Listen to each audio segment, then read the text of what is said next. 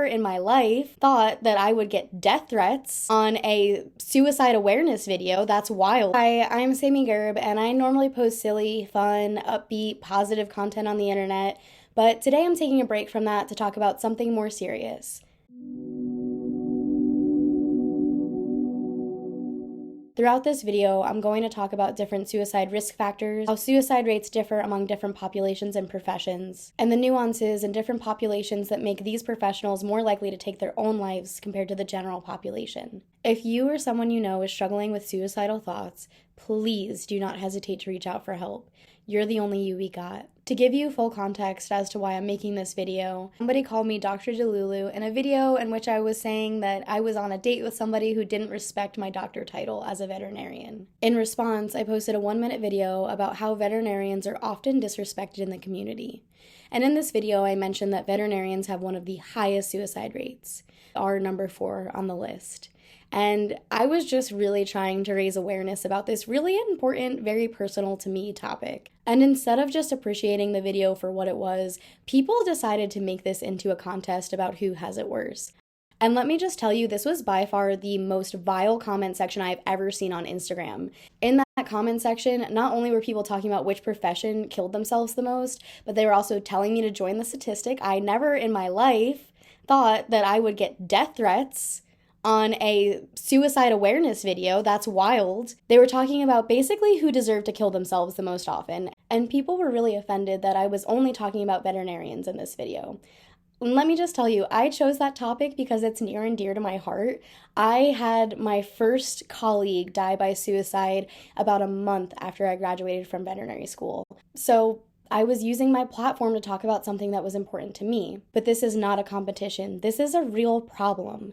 Nobody should be ending their lives because of their profession or otherwise. And instead of just getting frustrated and angry from those comments, I decided to channel my energy into something more productive. So I've spent about 20 hours over the last 2 weeks or so just gathering information and looking up sources to talk more fully in depth about this topic. Honestly, this is just scratching the surface. So if this is a topic or one of these topics within this video is especially important to you, I highly recommend doing your own research and really digging into the literature. There's no way that I could cover every single nuance of this topic in one single video, so I apologize in advance. I'll be putting all of the links used for this video in the description. The sources are separated by topic and they're also numbered. So I'll be putting the number of the source I'm using for the information I'm presenting on the screen so that at any time you can just scroll down and click on the source and look at it yourself. If something I say just doesn't seem right or make sense to you, I highly encourage you to read that source yourself and let me know in the comments. I'm a human and I make mistakes, and it is very possible that I misinterpreted something. All right, let's talk about it. I feel like as a society, we already know a lot about suicide, but the way we perceive it and the way that we think about it definitely varies by person to person. Growing up, I always heard my parents referring to suicide as being selfish, as leaving your family and all of your problems behind. And there is some truth to that, but it is a really weird way to think about it, and it's victim blaming, let's be real. I know that now, but when I was younger, I had no clue, and I didn't know the consequences of victim blaming because I was ignorant. And now as an adult, I've come to realize that there are many factors that come into play when one takes their own life, and it's a really complex problem. So let's talk about some of the risk factors that make somebody more likely to die by suicide. For this section, I primarily use the CDC website. I supplemented and fact-checked that information with peer-reviewed publications. Please note this is not an all-inclusive list, and I'm just really hitting the highlights here. It's probably no surprise to anyone that those with mental illnesses have a higher risk of dying by suicide. According to a 2018 paper, those struggling with depression or other mental illness have a 5 to 8% chance of dying by suicide compared to the national average of 1.4%. These mental disorders also include adverse childhood events, substance abuse, obsessive-compulsive disorder, anxiety, PTSD, and many more. However, depression is by far the most commonly found mental illness in people who die by suicide. Serious illness, including chronic pain, is also another big risk factor. People with chronic pain are twice as likely to contemplate or attempt taking their own lives compared to the general population. While the pain in itself is a huge factor, other factors that go into this include sleep disturbances, poor mental health, concurrent pain conditions, and more frequent episodes of intermittent pain. Some lesser talked about risk factors that I saw were inability to work and financial hardships. And it makes sense. If you're in pain, you're not feeling good, mental instability is probably going to follow that. And if you add the financial stressor on top of it, it's a really bad situation. Unsurprisingly, other stressors, including criminal, financial, or legal problems, also put somebody at higher risk for suicide.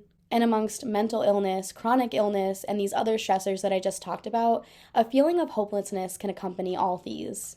Some of the other more common risk factors include substance abuse, aggressive tendencies, a current or previous history of childhood abuse, or adverse experiences, a general sense of hopelessness or violent victimization, with victims of sexual assault being 13 times more likely to attempt to take their own lives.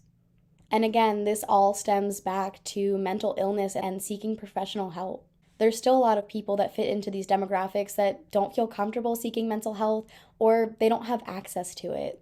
I think by talking about it, we're definitely helping a little bit, but until it's affordable and accessible, there's still going to be these problems. And even with mental health services, sometimes it just isn't enough. There are also several relationship risk factors. Those factors can include bullying, a loved one's history of suicide, loss of relationship, high conflict or violent relationships, and social isolation. Along with the first factors I talked about, these relationship-specific factors may explain why suicide rates jumped during the pandemic, which makes sense. Along with all of the stress people had from not being able to work or being more strained at work, on top of other financial constraints, and the economy just going crazy, we weren't able to connect with our family and friends like we're used to. For a lot of us, that's our only support group, so it makes sense that when those things were taken away from us, suicide rates increased. Loneliness is extremely hard, and that is an extremely common risk factor. There are also community risk factors, which include lack of access to healthcare, a suicidal cluster in the community, stress of matriculation, community violence, historical trauma, and discrimination. According to a 2022 survey, 7.9% of Americans were uninsured. Combine this with healthcare boundaries and couple it with the high cost of healthcare, and it's no wonder this is a risk factor. People are having to use GoFundMes and raise donations for basic healthcare needs. And God forbid you get sick or have cancer. If you're uninsured and can't afford to pay that out of pocket, then what do? It's insane, and as a country, I just think we need to do better. But that's a whole nother video. And finally, to close this section out, I wanted to list some behaviors that might tip you off that somebody is thinking about taking their own life. These include talking about being a burden, being isolated or choosing to isolate themselves, increased anxiety, talking about feeling trapped or being in unbearable pain, increased substance abuse, looking for a way to access lethal means, for example, looking into different poisons or things like that, or purchasing a gun, increased anger or rage or excessive mood swings, expressing hopelessness, sleeping too much or too little, talking or posting about wanting to die, or making plans for suicide. And again, if you or someone you know is struggling with suicidal thoughts, please do not hesitate to reach out for help.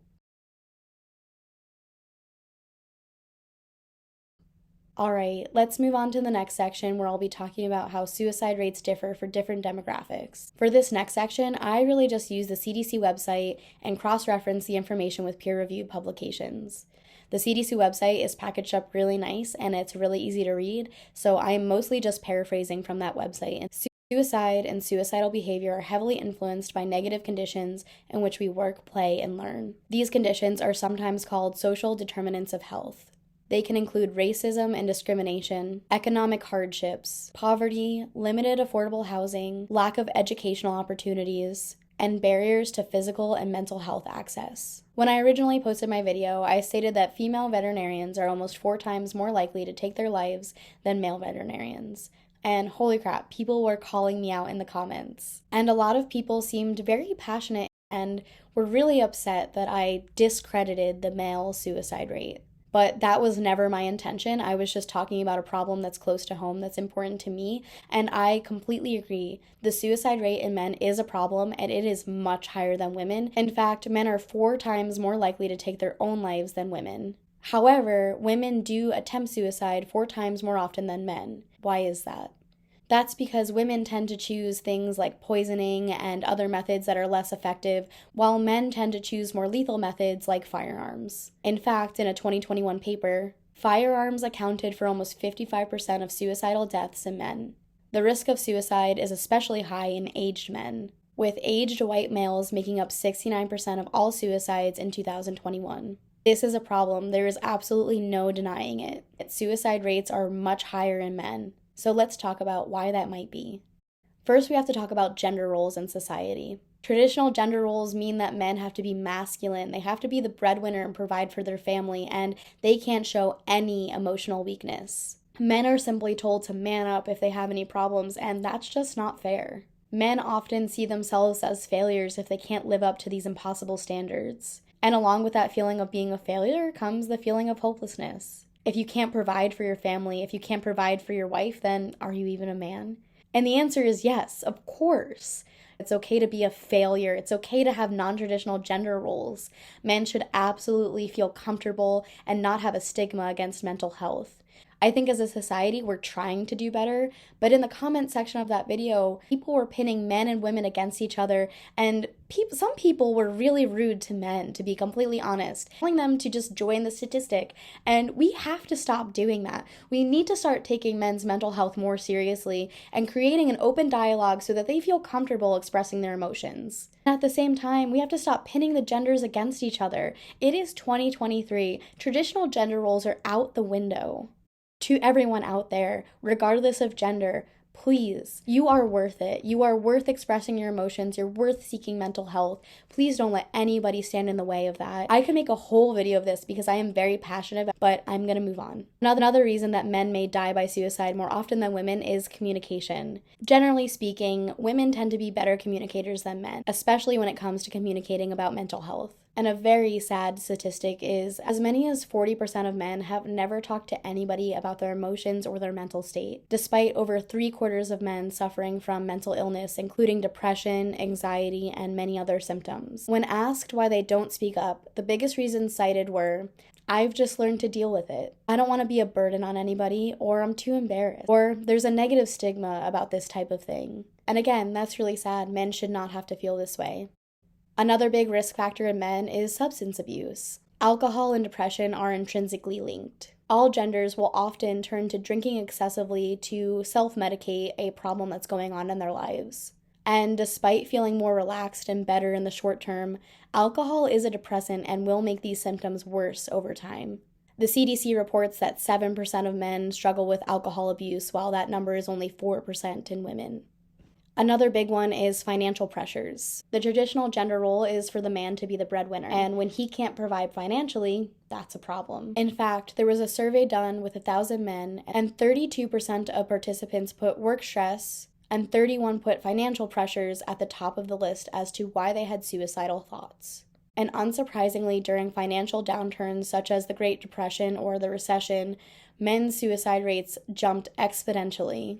As not only did inflation hit record highs at this time, but men were also more likely to lose their jobs. There are many more factors that go into this, but for now I'm going to shift gears over to women. Like I stated before, women are 4 times more likely to attempt to take their own lives, but they are often unsuccessful. When I was trying to do my research, I came across a publication that said there's a lack of investment in female suicidal behaviors, maybe due to the tendency to view suicidal behavior in women as manipulative or non-serious. And this was despite of intent, evidence, or lethality of method. This paper went on to describe women's suicide attempts as unsuccessful, failed, or attention-seeking, and generally implied that women's suicidal behaviors are classified as inept or incompetent. Yeah, I wasn't really surprised reading that either, but to see it in a peer-reviewed publication, one of the reasons is that men and women tend to take their lives very differently. Men, again, tend to use the lethal weapon approach, using firearms or things like that, and women tend to pick poisoning as their choice of method. There's a lot of speculation as to why women choose more non-lethal means to die by suicide, and to be completely honest, I couldn't really find any peer-reviewed publications that had any solid evidence on this, but there are a lot of publications and other resources that have a lot of speculation on this topic, so please take it with a grain of salt. A lot of people think the reason why women tend to attempt suicide more often but are unsuccessful or choose more non-lethal means is because they don't want to be a burden on their family. And this makes sense going back to gender roles. Women are thought to be the emotional support for the family and friend groups. They don't want to make a fuss. They don't want to make things about themselves. So it makes sense that they wouldn't want to burden their families by taking their own lives. Conversely, there is an alternate thought that men are attempting to take their own lives to seek attention. Classic women just doing things for attention, am I right? Yeah, no. Let's not downplay this. If somebody is taking their own life or attempting to take their own life for attention, they are in serious mental distress and they need help. Next, let's break things down by age. Adults aged 35 to 64 years old account for 47% of suicides in the United States. However, adults over the age of 75 have the highest suicide rates, with white men being at the top of the charts. White men aged 75 and over have by far the highest suicide rates compared to every other age group and demographic. Youth and young adults aging from 10 to 24 years old account for about 15% of suicides in the United States. While this suicide rate is much lower compared to other age groups, suicide is the second leading cause of death for this age group. Additionally, young adults have the highest rate of emergency department visits for self-harm, with women more likely to commit self-harm than men. Suicide risk is also higher in those that identify as gay, lesbian, bisexual, or trans. However, there is very limited data on this topic due to willingness to report. A lot of people still don't feel comfortable sharing their true identities, and this just leads to a lack of reporting and a lack of information on this topic. But in 2021, a survey showed that over half of students that identified as lesbian, gay, or bisexual had either attempted or thought about attempting suicide. This rate is 5 times higher than the average heterosexual student population. As far as race and ethnicity, age-adjusted suicide rates are highest among non-Hispanic and Native American people and non-Hispanic white men. Suicidal ideation is also higher amongst people with disabilities. A recent survey in 2021 showed that adults with disabilities were 3 times more likely to experience suicidal thoughts in the last month compared to those without disabilities. There's also a lot of research out there that shows that people with physical disabilities have a higher prevalence of mental disorders, which, as a reminder, is a risk factor, and that mental disorders are 4.6 times more likely in people with disabilities. Suicide rates also vary based on where you live and population density. According to a survey, suicide rates increase as population density decreases and as areas become more rural. This is again likely due to lack of access to physical and mental health care and also a sense of isolation being out in the rural community. And lastly, I wanted to talk about veterans. Unsurprisingly, suicide rates among veterans are higher than the general population, and this population accounts for almost 14% of all suicides in the United States. That is a jarring statement, and I was absolutely shocked to read this. So I intentionally saved this demographic for last so that I could talk about it a little bit more in depth. So, why are the people who literally fought for our lives more likely to take their own? Taking out gender and age factors, veterans are more likely to develop emotional precursors that may precede suicide events, including feelings of loneliness, isolation, hopelessness, and depression.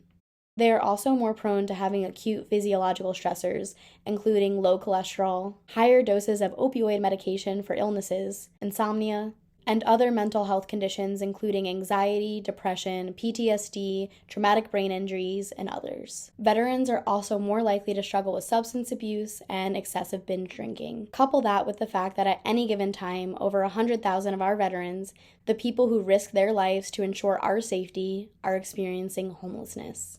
No wonder they're one of our most vulnerable populations. Alright, this brings us to our last section where I'll be talking about different nuances in different professions that make those professionals more likely to take their own life than the general population. According to the CDC, the industry groups that had the highest suicide rates were mining, quarrying, oil and gas, construction, agriculture, forestry, fishing, hunting, transportation, warehousing, arts, design, entertainment, sports, media, material moving, protective services, and healthcare. With the exception of healthcare, these groups are largely male-dominated industries. They're also very demanding industries and can be personally and financially risky. These industries have a lot in common, but in the interest of keeping this video manageable, I'm only going to talk about the top 10 professions with the highest suicide rates. Number 10 is pharmacists. A study from New Zealand found that between 1973 and 2004, female pharmacists were 2.5 times more likely to die by suicide than the general population. One of the major risk factors for pharmacists is their job. Being a pharmacist is super stressful. You constantly have to think about drug interactions and whether or not you're giving a patient the right medication. You also have to deal with the general population, and right now, pharmacies are experiencing a lot of medication shortages. Not only does that put pressure on the pharmacist to serve these people when they literally can't, but it also probably makes them feel pretty bad that their patients can't get the medications that they need. Other risk factors include mental health disorders, and male pharmacists are twice as likely to die by suicide than female pharmacists. Unsurprisingly, one of the most common method of suicide for pharmacists is poisoning. That's probably because pharmacists know a lot about drugs and how they work, and they can unfortunately choose one that's effective. Number 9 on the list is farm workers, and I was actually really surprised by this one. Somebody on my original video had brought it to my attention, and when I looked into this, I was absolutely shocked. A 2016 survey found that farm workers were 2 times more likely to die by suicide compared to the general population, and a more recent study stated that they were 1.32 times more likely. Studies have shown that there are inequalities in suicide rates amongst urban and rural areas, with highest rates in rural areas mostly amongst farmers. Risk factors again are mostly related to mental health, depression, and things like that, but they're also heavily related to seasonal impact, including droughts and exposure to pesticides. And that makes sense. When you think about it, a farmer's livelihood is their crops. And if we're experiencing a drought, their crops aren't going to be doing as well, and they're not going to be able to bring in as much money. That financial stress can lead to things like binge drinking and alcohol abuse, and really just put somebody in a bad mental state. Another big factor for farmers is debt. A lot of farmers have to buy their land and all their equipment, and that's really expensive. And if they're not making enough money on their crops to cover that debt, that's a huge problem. This is especially prevalent in small farmers and first-generation farmers. And lastly, it was found that suicide rates amongst farmers was inversely correlated to water availability, which again makes sense. Number 8 on the list is lawyers. There is some debate in the suicide rates of lawyers. I found one study that said they were 2 times more likely to take their lives than the general population, and another study that said they were 1.33 times more likely to take their lives than the general population. Either way, those are both terrible statistics. I also found another article that stated that lawyers with high-stress jobs were 22 times more likely to contemplate suicide than those lawyers with lower-stress jobs. And for lawyers, the main risk factors are stress and loneliness. In fact, lonely lawyers were more than 3 times more likely to contemplate suicide than lawyers that weren't lonely. And those that are highly committed to their jobs and work a lot of hours were twice as likely to take their own lives. Male lawyers are also twice as more likely to contemplate suicide than female lawyers, which is kind of inverse from the general population. Many lawyers that contemplated suicide indicated that their profession was detrimental to their mental health and contributed to substance abuse and burnout. In fact, an analysis was performed and it showed that lawyers that were highly committed to their work, that had high levels of overcommitment, high levels of perceived stress, and loneliness were all predictive factors of suicide in lawyers. Number 7 on the list is electricians. Electricians are 1.36 times more likely to take their own lives than the general population. And honestly, when I saw this, I was pretty shocked. This is not one that I thought would have made the list. So I was really interested in looking into this topic specifically. But when I was looking into this topic, I realized that there's really not that much out there. Most of the theories as to why electricians even made this list are just theories and not really backed up with much science. One of the theories that I thought was most interesting was that electricians who are commonly exposed to electromagnetic fields have some type of mental disorder or mental illness that stems from this. Again, there is no hard science to back this up, so it's just a theory at this point, but there are quite a few reports out there where a lot of people feel that exposure to electromagnetic fields increases an individual's risk for mental illness like depression and anxiety. One of the other theories is that electricians are often put into stressful and life-threatening situations, not only for making necessary repairs and being close to electrical currents, but also having to work in a timely manner to restore power, having the pressure of people breathing down their necks while they're just trying to get their job done. That kind of stress can definitely lead to other mental disorders and also burnout. In fact, it was reported that about 20% of electricians had some instance of mental disorder or burnout. Number 6 on the list is real estate agents. Real estate agents are 1.38 more likely to die by suicide than the general population. This is likely due to the high earning potential of real estate agents, which draws in a lot of people who may be financially motivated to the field. Most real estate agents just make a very average living, but there's this idea that if you work in real estate and you sell these beautiful $1 million homes, you'll be a billionaire, but that's just not true. Working in this industry is also extremely stressful. Not only is the whole buying and selling of houses in itself stressful, but also establishing your reputation. There are a lot of real estate agents out there. If you don't have a well-established reputation as a real estate agent, you're not going to make any sales. And unfortunately, it just takes one person to leave one bad review to completely tank your career. Another big risk factor that's unsurprising is the housing market. When the housing market goes down or crashes, real estate agent suicide rates increase. And it makes sense. It goes back to that financial instability. If you're not able to make your ends meet, then that's a huge problem and a huge stressor. And lastly, a lot of people join this field because they think that it's going to make them a lot of money, but there is a significant percentage of people that end up going broke trying to sell real estate. Number 5 on the list is financial planners. Those that work in financial planning are 1.51 times more likely to take their own lives compared to the general population. The risk factors for this profession are fairly obvious, most likely due to financial stressors. It should be no surprise that in recessions or economic downturn, those that work in financial planning or financial advisors are more likely to die by suicide than when the economy is flourishing. In fact, there is hard evidence that there's a correlation between suicide in the financial industry and the state of the economy. Other risk factors include the stress to meet quotas and the guilt if your client loses money. Number 4 on the list is veterinarians. And I am a veterinarian, so I'm going to spend just a little bit more time on this topic because it is very near and dear to my heart. On average, veterinarians are 4 times more likely to take their own lives than the general population. And there are many different risk factors as to why that number is so high. One of the biggest risk factors is personality traits that veterinarians have. Veterinarians tend to be high achievers and perfectionists. Similarly, a lot of veterinarians work with animals because we didn't want to work with people, and this also tends to isolate us from the general population. Leading to the next risk factor, which is professional isolation. Many veterinarians work in private practice where there's relative isolation and relatively little oversight, meaning that our mistakes are our mistakes and that they're ours to own. And you can only make so many mistakes before it weighs heavily on your heart. That's also referred to as compassion fatigue, which is super common in the industry and is a risk factor for suicidal tendencies. There are also many work-related stressors. Veterinary hospitals are often underfunded, and many veterinarians don't have the tools they need to perform their daily activities. Cutting corners like this leads to making more mistakes, puts more stress on individuals working at the practice, and can honestly lead to long and unbearable hours. Veterinarians are also responsible for on-call shifts, dealing with emergencies, dealing with difficult clients, dealing with death, dealing with people who cannot afford or just don't want to take care of their pets. A lot of times veterinarians are set to work an 8-hour shift, but they end up working 12 hours because there's no time scheduled in to do paperwork or callbacks. There is a lack of work-life balance in this profession that can definitely lead to burnout and other mental illnesses. Attitudes about death and euthanasia are another risk factor. Veterinarians face death a lot, whether they're in private practice or production. Euthanasia is just part of the job. And while we often know that we're doing the kindest thing we can for our patients, it still weighs heavily on us. Financial stress is also another huge risk factor. Veterinary school is very expensive.